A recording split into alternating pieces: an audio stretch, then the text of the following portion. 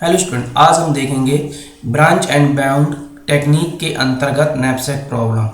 Branch and bound से हम knapsack problem को भी सॉल्व कर सकते हैं। तो इस वीडियो में हम जानेंगे कि ब्रांच एंड बाउंड का यूज़ करके किसी भी नैपसैक प्रॉब्लम को किस तरीके से सॉल्व किया जाता है।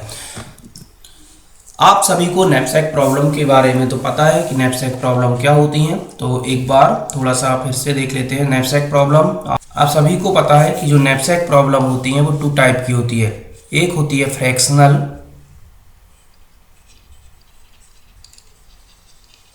और एक होती है 0-1 नैपसैक प्रॉब्लम। तो फ्रैक्शनल को हम सॉल्व करते हैं ग्रीडी से, और जो 0-1 नैपसैक प्रॉब्लम है इसको सॉल्व किया जाता है डायनामिक, ब्रांच एंड बाउंड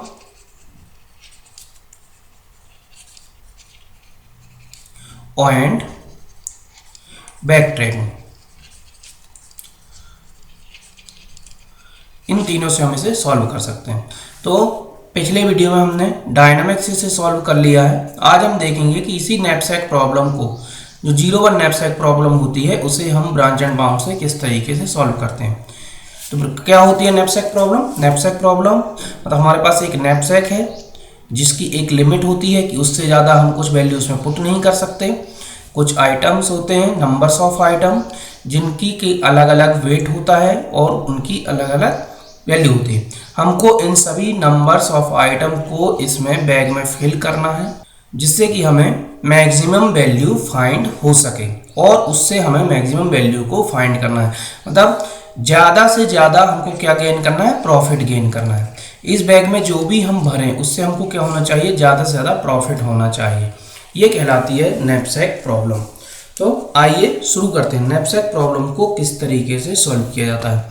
तो मान लीजिए हमने एक एग्जांपल लिया कि एक हमारे पास नैपसैक है जिसकी कैपेसिटी कितनी है? 15 है, जो यहाँ पे लिखा हुआ है।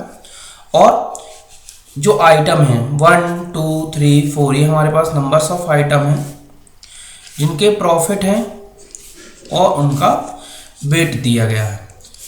इनको हमको सॉल्व करना है। मतलब जो हमारे पास कैपेसिटी है 15, उसको वेट के हिसाब से फिल करना है, और जो प्रॉफिट दिया गया है उसके हिसाब से ज़्यादा प्रॉफिट क्या करना है? गेन करना है। कि वो कितना आता है, किसका यूज़ करके? ब्रांच एंड बाउंड टेक्निक का यूज़ करके। तो अब हम इस प्रॉब्लम को सॉल्व करते हैं। तो यहाँ पे हमको कितना m कितना दिया है? 15। टोटल नंबर ऑफ आइटम कितने हैं? 4, जिनका प्रॉफिट और वेट अलग अलग दिया हुआ है। आप जानते हैं कि 0-1 नैपसैक प्रॉब्लम होती है, इसमें क्या होता है कि या तो जो भी आइटम है या तो पूरा लेना है या फिर उसे पूरा छोड़ना है। जैसे यदि हमने ये वाला आइटम लिया नंबर 1 और नंबर 2 आइटम यदि लिया, तो इन दोनों आइटम को पूरा लेंगे, एक भी नहीं छोड़ेंगे। इसका हम फ्रैक्शनल नहीं कर सकते हैं।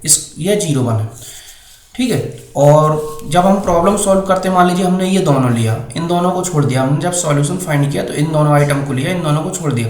तो इसका आंसर किस तरीके से आएगा? फर्स्ट लिया, सेकंड लिया, थर्ड और फोर्थ, दोनों को क्या किया? छोड़ दिया। इस तरीके से हम इसका आंसर लिखते हैं। और टोटल मैक्सिमम वैल्यू जो भी आएगी, मैक्सिमम वैल्यू जो आएगी, जो प्रॉफिट होगा, वो हम इसको लिख देते हैं। अब हम इसको देखते हैं कि इसे किस तरीके से सॉल्व करते हैं। तो चूंकि जब हम ये जो प्रॉब्लम है, नैपसैक प्रॉब्लम जो हमको दी गई है, ये कैसी है? मैक्सिमाइज प्रॉब्लम है। मैक्सिमाइज है क्योंकि इसका आंसर हमेशा क्या आएगा? मैक्सिमम आएगा। और जो ब्रांच एंड बाउंड टेक्निक होती है, ये मिनिमाइजेशन प्रॉब्लम को सॉल्व करती है। तो इस प्रॉब्लम को हम डायरेक्ट इससे सॉल्व नहीं कर सकते। तो हमको क्या करना पड़ेगा कि इन सभी को नेगेटिव करना पड़ेगा। जो भी वेट प्रॉफिट दिया गया है, इनको किस में बदलना पड़ेगा? नेगेटिव में बदलना पड़ेगा। मतलब माइनस करना पड़ेगा, इन सब की वैल्यू को नेगेटिव करनी पड़ेगी, तब इस प्रॉब्लम को हम सॉल्व कर सकते हैं। क्योंकि जो ब्रांच एंड बाउंड टेक्निक होती है वो हमेशा मिनिमाइजेशन प्रॉब्लम को सॉल्व करती है। मैक्सिमाइजेशन प्रॉब्लम को सॉल्व करने के लिए हम डायनामिक और बैक ट्रैकिंग प्रॉब्लम का सॉल्यूशन का यूज़ करते हैं। लेकिन जो ब्रांच एंड बाउंड टेक्निक होती है, ये हमेशा मिनिमाइजेशन प्रॉब्लम को सॉल्व करती है। मिनिमाइजेशन जितनी भी प्रॉब्लम्स होती हैं उनको हम ब्रांच एंड बाउंड टेक्निक से सॉल्व करते हैं। तो सबसे पहले हमारा काम क्या होगा कि इसको हम हमेशा नेगेटिव करें, मतलब नेगेटिव वैल्यू में से कन्वर्ट करके हम इस प्रॉब्लम को सॉल्व करेंगे। जब हम इसे सॉल्व करने जाते हैं तो इसमें हमको क्या करना है, अपर बाउंड बताना है कि इस प्रॉब्लम का अपर बाउंड क्या है। तो चूंकि हमको अभी कुछ भी नहीं पता, तो इस वैल्यू इसका हम अपर बाउंड क्या मान लेते हैं कि इन्फिनिटी। अभी इसका अपर बाउंड किस टाइप का है, इन्फिनिटी, क्योंकि अभी अपर बाउंड हमको नहीं पता है। अब जो फर्स्ट है, कॉस्ट है या प्रॉफिट है, जब हम फर्स्ट टाइम इसे निकालेंगे तो सबसे पहले हम इसका मैक्सिमम प्रॉफिट और मैक्सिमम वेट फाइंड करते हैं, और वो उस मेथड के लिए अप्लाई करते हैं ग्रीडी का। ग्रीडी मेथड का यूज़ करके हम इसका मैक्सिमम वेट और मैक्सिमम प्रॉफिट फाइंड कर लेते हैं। तो ग्रीडी में एल्गोरिथम से जब हम इसको फाइंड करेंगे तो सबसे पहले जो फर्स्ट वैल्यू है 10/2 से डिवाइड किया तो इसका जो वन आइटम का प्रॉफिट कितना आया 5। 10/4 किया तो वन आइटम का प्रॉफिट 2.5। 12/6 किया तो वन आइटम का प्रॉफिट 2। 18/9 किया तो वन का 2। तो यदि हम इसको सॉल्व करें तो मैक्सिमम वैल्यू पहले लेंगे, मतलब जो पहला वाला आइटम है उसको हमने पूरा ले लिया तो 2, दूसरा वाला भी पूरा ले लेंगे 2 + 4, और तीसरा वाला भी हमने पूरा ले लिया।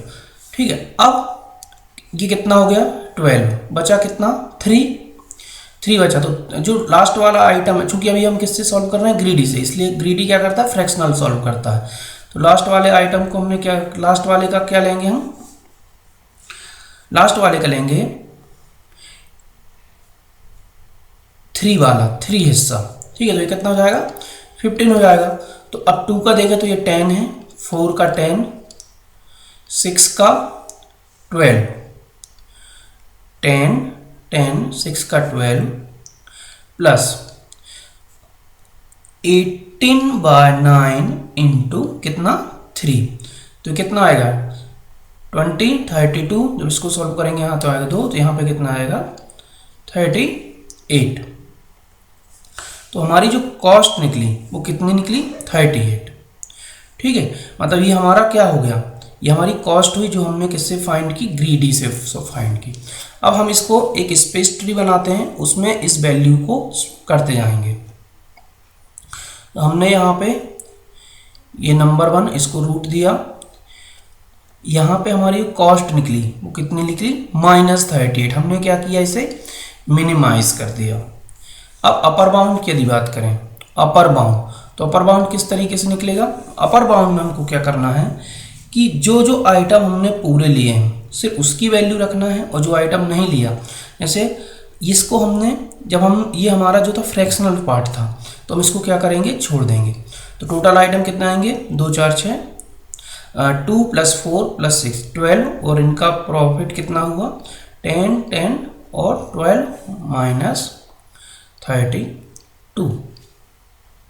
तो अब जो हमारा अपर बाउंड था क्या था पहले, इन्फिनिटी, अब वो क्या हो गया -32। अब ये कितना हो गया -32।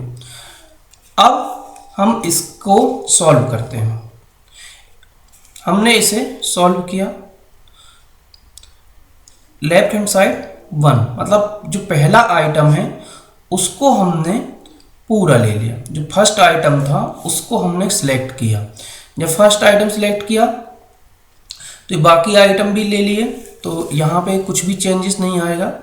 तो जो इसका अपर बाउंड है वो है -32, और जो कॉस्ट है वो है -38। अब इसके हम राइट साइड में आते हैं। राइट साइड में हम क्या करेंगे, जो फर्स्ट आइटम है उसको हम सिलेक्ट नहीं करेंगे।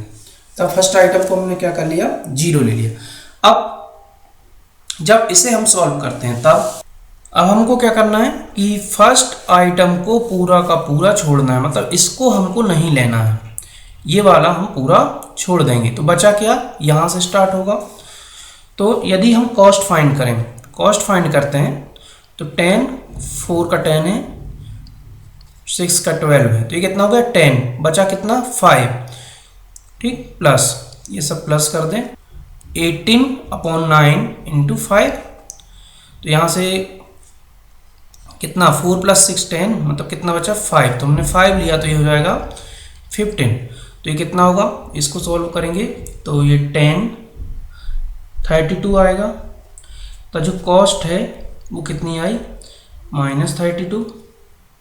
अब प्रॉफिट की, अब अपर बाउंड यदि हम देखें तो अपर बाउंड में क्या होगा, अपर बाउंड में हम सिर्फ इन दोनों को लेंगे, फ्रैक्शनल क्या करेंगे, छोड़ देंगे।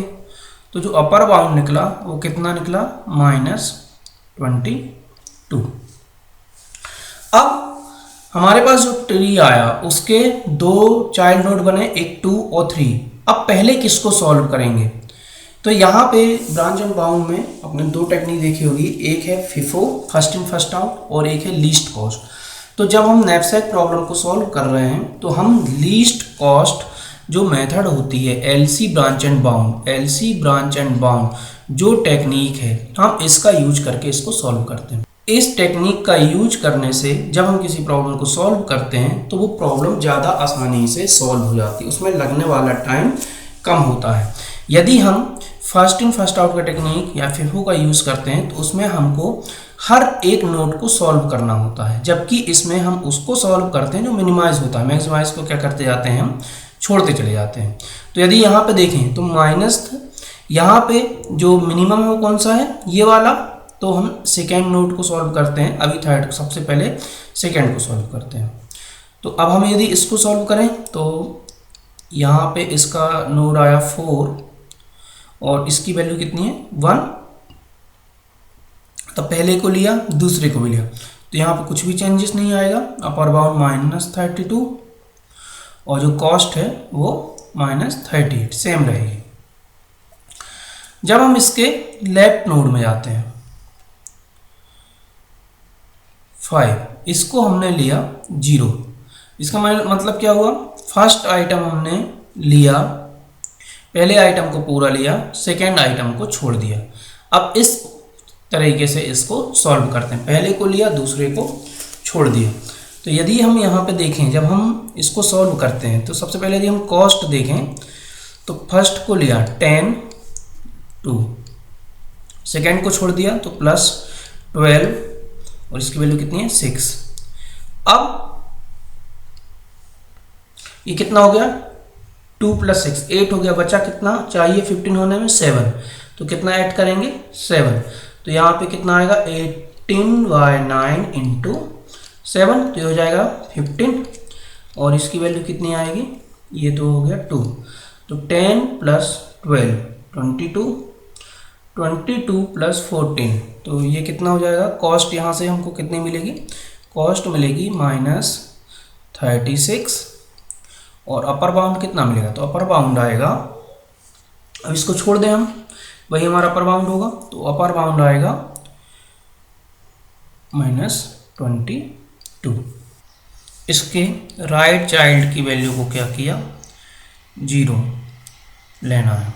अब हमको क्या करना है, राइट साइड की वैल्यू को 0 लेना है, ठीक है। तो यदि यहाँ से देखें तो फर्स्ट आइटम को हमने पूरा, सेकेंड आइटम पूरा, थर्ड आइटम को नहीं लेना है। 2 + 4 ये कितना हो गया, 2 + 4 6, ठीक है।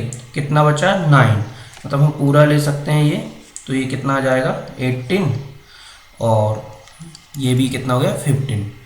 तो यहाँ पे जो कॉस्ट निकली वो कितनी निकली, आई 13 8 और जो अपर बाउंड आया वो भी कितना आया, -38। मतलब अब ये क्या होगा, अपर बाउंड यहाँ पे चेंज हो गया, जो -38 माइनस जो अपर बाउंड जो -32 था, अब क्या हो गया, -38 हो गया। इसकी वैल्यू को हमने क्या, इसकी वैल्यू को हमने क्या कर दिया, चेंज कर दिया। अब यहाँ पे कितना आ गया, -38 आ गया।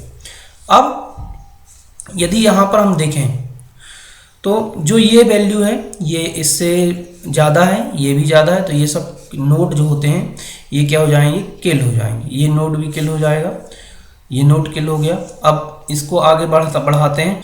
यदि हम इस प्रॉब्लम को देखते हैं, यदि हम इस नोड को आगे बढ़ाते हैं, तो हमको पूरा फोर्थ आइटम भी पूरा लेना है।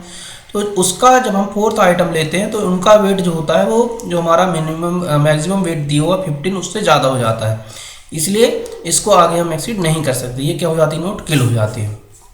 अब 7 में आते हैं तो यहाँ पे यदि हमने फोर्थ आइटम को ले लिया पूरा, ठीक, फोर्थ आइटम को ले लिया, मतलब फर्स्ट आइटम पूरा, सेकेंड आइटम, फर्स्ट आइटम पूरा, सेकेंड आइटम पूरा, थर्ड आइटम कुछ भी नहीं, और फोर्थ आइटम जो है वो पूरा, मतलब 2 4 6 0 और 9।